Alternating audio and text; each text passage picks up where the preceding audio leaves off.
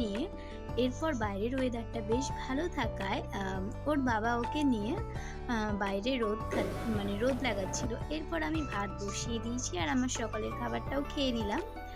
আর আজকের রান্না খুব সিম্পল ছিল, যেখানে ছিল হচ্ছে আলু ডাঁটার চচ্চড়ি আর তার সাথে কাঁকরোল ভাজা, করলা ভাজা আর ছিল চিংড়ি মাছের ভাপা।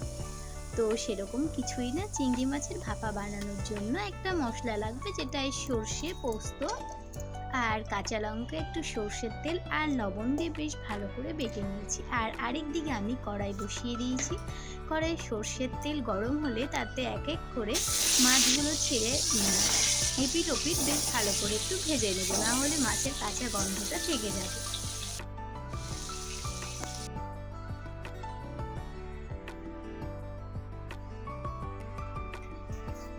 এরপর আমি গামলায় কিছুটা জল গরম হতে দিয়েছি, যাতে